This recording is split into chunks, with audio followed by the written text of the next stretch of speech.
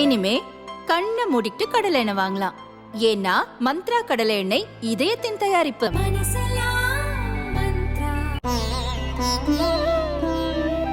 தினம்தோறும் விளக்கேற்ற நல்ல எண்ணெய் இதயம் நல்லெண்ணெய்.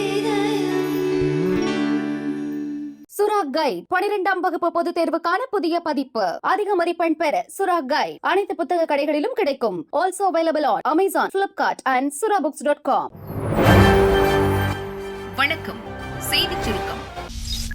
நாளை இறுதிக்கட்ட தேர்தல். 57 தொகுதிகளில் ஓட்டுப்பதிவு. நாடு முழுவதும் லோக்சபா தேர்தல் 7 கட்டங்களாக நடைபெறுகிறது. 6 கட்ட தேர்தல் முடிந்துள்ள நிலையில் இறுதிக்கட்ட தேர்தல் நாளை நடக்கிறது. 7 மாநிலங்கள், ஒரு யூனியன் பிரதேசத்தில் உள்ள 57 தொகுதிகளில் ஓட்டுப்பதிவு நடைபெறவுள்ளது. இந்த தேர்தலுக்கான பிரச்சாரம் நேற்று மாலையுடன் ஓய்ந்தது. நிறைவு நாளான நேற்று அரசியல் தலைவர்களின் பிரச்சாரம் விறுவிறுப்பாக காணப்பட்டது. பஞ்சாபில் 13 தொகுதிகளுக்கும் இறுதிக்கட்ட தேர்தலில் ஒரே கட்டமாக தேர்தல் நடப்பதால் பிரதமர் மோடி, காங்கிரஸ் முன்னாள் தலைவர் ராகுல், ஆம் ஆத்மி ஒருங்கிணைப்பாளர் அரவிந்த் கெஜ்ரிவால் ஆகியோர் அங்கு முகாமிட்டு சூறாவளி பிரச்சாரம் செய்தனர். இத்துடன் 2.5 மாதமாக நடந்த பிரச்சாரம் முடிவுக்கு வந்தது. இறுதிக்கட்ட ஓட்டுப்பதிவு நாளை நடைபெறவுள்ளதை முன்னிட்டு ஓட்டுச்சாவடிகளில் பாதுகாப்பு ஏற்பாடுகள் தீவிரப்படுத்தப்பட்டுள்ளது. பிரதமர் மோடி வாரணாசி தொகுதியில் 3வது முறையாக பாஜக வேட்பாளராக போட்டியிடுகிறார். அவரை எதிர்த்து காங்கிரஸ் சார்பில் அஜய் ராய் களமிறங்கியுள்ளார். ஜூன் 4ஆம் தேதி ஓட்டுகள் எண்ணப்பட்டு முடிவுகள் அறிவிக்கப்பட உள்ளது. நிதிஷ்குமாரின் துணிச்சல் ஸ்டாலினுக்கு இல்லையா? தமிழகத்தில் குடும்ப வன்முறைகள், பெண்களுக்கு எதிரான பாலியல் குற்றங்கள் 99% மதுப்பிரியர்களால் தான் செய்யப்படுகிறது. குடும்பத்தில் ஒருவர் மதுப்பழக்கம் கொண்டவராக இருந்தாலும் வருமானத்தின் பெரும் பகுதி மதுவுக்கு செலவாகி அவருடைய குடும்பம் வறுமைக்கு தள்ளப்படுகிறது. மது குடிப்பவர்கள் வாகனங்கள் ஓட்டுபவர்களாக இருந்தால் அவர்களால் விபத்துகள் ஏற்பட்டு பல இறப்புகள் உண்டாகிறது. இப்படி 1% கூட மனித வாழ்க்கைக்கு மது பயன்படுவதில்லை. ஆனால் மது வீட்டுக்கும் நாட்டுக்கும் உயிருக்கும் கேடு என விளம்பரம் செய்து கொண்டே அரசு அதை விற்கிறது. 2016இல் பூரண மதுவிலக்கை பீகாரில் ஐக்கிய ஜனதா தளம் பாஜக கூட்டணி ஆட்சி அமல்படுத்தியது. இதனால் பல குற்ற சம்பவங்கள், பெண்களுக்கு எதிரான குற்றங்கள் பெருமளவு குறைந்துள்ளது என சமீபத்தில் வெளியான ஒரு ஆய்வுக் கட்டுரை சொல்கிறது.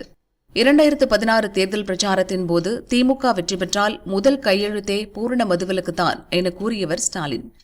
கோவிட் காலத்தில் தமிழகத்தில் மதுக்கடைகள் திறக்கப்பட்டதை கண்டித்து கருப்பு கொடி ஏந்தி ஆர்ப்பாட்டம் நடத்தியவரும் இதே ஸ்டாலின் தான். இன்று மதுவிலக்கு வேண்டுமென பாமக நிறுவனர் ராமதாஸ் தொடர்ந்து வலியுறுத்தினாலும் கண்டுகொள்ளாமல் இருக்கிறார். மதுவுக்கு எதிராக போராட்டம் நடத்தி உயிரிழந்த சசி பெருமாளுக்கு ஆதரவாக அன்று குரல் கொடுத்த வைகோ மற்றும் கம்யூனிஸ்ட் கட்சியினர் இப்போது மௌனமாகிவிட்டனர். இன்று தமிழகத்தில் ஒவ்வொரு நாளும் மது குடிப்பவர்கள் எண்ணிக்கை அதிகரித்துக் கொண்டே செல்கிறது. பள்ளி மாணவர்கள் வரை மது பழக்கம் தொற்றிக் கொண்டுள்ளது. இனி பிறக்கும் குழந்தைகள் மட்டும்தான் குடிக்கவில்லை என்று சொல்லும் நிலைக்கு தமிழகம் தள்ளப்படும். பூரண மதுவிலக்கு நிதிஷ்குமாரால் முடியும் போது ஏன் ஸ்டாலினால் முடியாது என கேட்கின்றனர் ஆர்வலர்கள். பிரஜ்வல் ரேவண்ணா கைது, எஸ்ஐடி குழு நடவடிக்கை. முன்னாள் பிரதமர் தேவகவுடாவின் பேரனும் ஹாசன் தொகுதி மஜத எம்பியுமான பிரஜ்வல் ரேவண்ணா பெண்களை மிரட்டி பாலியல் பலாத்காரம் செய்த வீடியோக்கள் வெளியானது. பாதிக்கப்பட்ட பெண்கள் புகார் அளித்தனர். ஹொளே நரசிபுரா போலீஸ் நிலையத்தில் அவர் மீது 3 பலாத்கார வழக்குகள் பதிவானது. வழக்கை எஸ்ஐடி எனும் சிறப்பு புலனாய்வு குழு விசாரித்து வருகிறது. கடந்த மாதம் 27ஆம் தேதி ஜெர்மனி சென்றார் பிரஜ்வல். உடனே நாடு திரும்பி சிறப்பு புலனாய்வு குழு முன் ஆஜராகும்படி பிரஜ்வலுக்கு அவரது தாத்தா தேவகவுடா, சித்தப்பா குமாரசாமி ஆகியோர் அறிவுறுத்தினர். இதையடுத்து நேரில் ஆஜராவதாக பிரஜ்வல் வீடியோ வெளியிட்டார். ஜெர்மனியின் முனிச் நகரில் இருந்து புறப்பட்டு நள்ளிரவு 1:30 மணி அளவில் பெங்களூரு விமான நிலையம் வந்தார் பிரஜ்வல். அங்கு காத்திருந்த சிறப்பு புலனாய்வு குழு போலீசார் அவரை கைது செய்து சிஐடி அலுவலகத்திற்கு அழைத்து சென்றனர். இதையடுத்து பிரஜ்வல் காலை 10 மணிக்கு எஸ்ஐடி முன் விசாரணைக்கு ஆஜராகிறார். இன்சூரன்ஸ் எடுத்தவர்கள் ஹாப்பி, இன்ப அதிர்ச்சி தந்த IRDA உத்தரவு. எதிர்பாராத மருத்துவ செலவுகளை சமாளிக்க மக்கள் மருத்துவ காப்பீடு எடுக்கின்றனர். ஒரு சில காப்பீடு பாலிசிகள் அவசர நேரத்தில் பயன்படுத்த முடியாமல் போகிறது. காப்பீடு வழங்கும் நிறுவனங்கள் சில காரணங்களை சொல்லி மழுப்பி விடுகின்றன. இதனை முறைப்படுத்த IRDA எனப்படும் இந்திய காப்பீட்டு ஒழுங்குமுறை ஆணையம் புதிய உத்தரவுகளை பிறப்பித்துள்ளது. இதன்படி காப்பீடு வைத்துள்ளவர்களை மருத்துவமனையில் அனுமதிக்கும் போது கேஷ்லெஸ் எனப்படும் பணமில்லா மருத்துவ சிகிச்சை மேற்கொள்ள 1 மணி நேரத்துக்குள் ஒப்புதல் அளிக்க வேண்டும். அதுபோல் மருத்துவமனையில் இருந்து டிஸ்சார்ஜ் செய்யப்படும் போது மருத்துவமனைகள் தாக்கல் செய்யும் இறுதி பில்களுக்கு 3 மணி நேரத்துக்குள் ஒப்புதல் அளிக்க வேண்டும். ஒருவேளை காப்பீடு வைத்துள்ளவர் சிகிச்சையின் போது இறந்தால் காப்பீடு நிறுவனம் பணம் வழங்கும் வரை அவருடைய உடலை மருத்துவமனையில் வைத்திருக்கக்கூடாது. உடனடியாக விடுவிக்க வேண்டும். அதற்கேற்ப மருத்துவமனைகளுக்கு உரிய உத்தரவாதத்தை காப்பீட்டு நிறுவனங்கள் வழங்க வேண்டும். மருத்துவமனையில் அனுமதிக்கப்படும் காப்பீட்டாளரிடமிருந்து எந்த ஆவணத்தையும் காப்பீட்டு நிறுவனங்கள் கேட்கக்கூடாது. அனைத்து தகவல்களையும் மருத்துவமனைகளிடமிருந்தே பெற வேண்டும். ஒரு குறிப்பிட்ட ஆண்டில் காப்பீட்டாளர் அதை பயன்படுத்தாத நிலையில் அவருக்கு போனஸ் வழங்க வேண்டும். இது அடுத்த ஆண்டு காப்பீடு புதுப்பிக்கும் போது கூடுதல் காப்பீட்டு தொகையாகவோ அல்லது புதுப்பித்தல் கட்டணத்தில் சலுகையாகவோ வழங்கலாம். காப்பீட்டு பாலிசி வழங்கும் போது பயனாளிக்கு நுகர்வோர் தகவல்களை இணைக்க வேண்டும். அதில் எந்த மாதிரியான காப்பீட்டு திட்டம் வழங்கப்படுகிறது, எவ்வளவு தொகை, எந்தெந்த சிகிச்சைகளுக்கு பயன்படுத்தலாம் என குறிப்பிட வேண்டும்.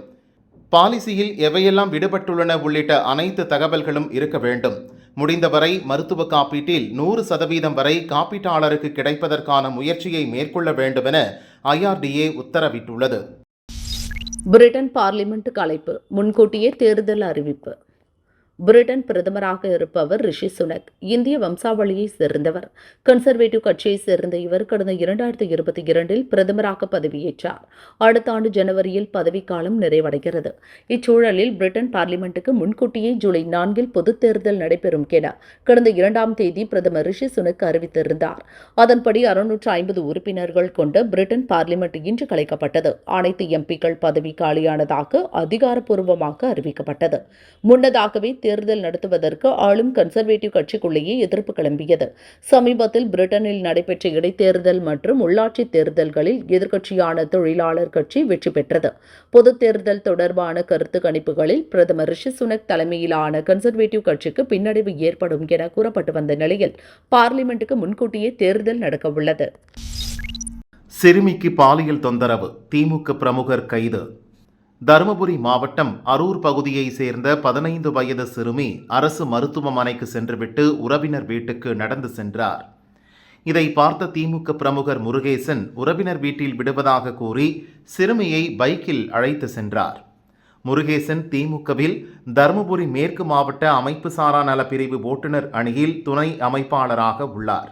பைக்கில் சென்றபோது முருகேசன் சிறுமியிடம் தவறுதலாக நடந்து கொண்டுள்ளார். முருகேசனின் நடவடிக்கைகளை உணர்ந்த சிறுமி பாதியிலேயே இறங்கியுள்ளார். அப்போதும் அவர் பாலியல் தொந்தரவு செய்துள்ளார். இது குறித்து சிறுமியின் தாயார் கொடுத்த புகாரின் பேரில் அரூர் மகளிர் காவல்துறையினர் முருகேசனை போக்சோ சட்டத்தின் கீழ் கைது செய்தனர். 18 இடங்களில் செஞ்சுரி அடித்த வெயில், திருத்தணியில் 108 டிகிரி வெப்பம். தென்மேற்கு பருவமழை கேரளா மற்றும் தமிழகத்தில் நேற்று துவங்கியது. அதே நேரத்தில் தமிழகம் புதுச்சேரியில் 18 இடங்களில் 100 டிகிரி ஃபாரன்ஹீட்டை தாண்டி வெப்பம் பதிவானது. அதிகபட்சமாக திருத்தணியில் 108 டிகிரி ஃபாரன்ஹீட் வெப்பம் பதிவானது. அடுத்தபடியாக மீனம்பாக்கம் மற்றும் வேலூரில் 107 டிகிரி, மதுரை விமான நிலையம், சென்னை நுங்கம்பாக்கம், பரங்கிப்பேட்டை, மதுரை நகரம், புதுச்சேரி, ஈரோட்டில் தலா 104 டிகிரியும் வெப்பம் பதிவானது. இதனிடையே தென்மேற்கு பருவமழை தொடங்கியுள்ளதால் கிருஷ்ணகிரி, தர்மபுரி, திருப்பத்தூர், சேலம், ஈரோடு, நீலகிரி, கோவை மாவட்ட மலைப்பகுதிகள், திருச்சி மற்றும் நாமக்கல் மாவட்டங்களில் நாளை முதல் 2 நாட்களுக்கு கனமழை பெய்ய வாய்ப்புள்ளதாக வானிலை ஆய்வு மையம் தெரிவித்துள்ளது.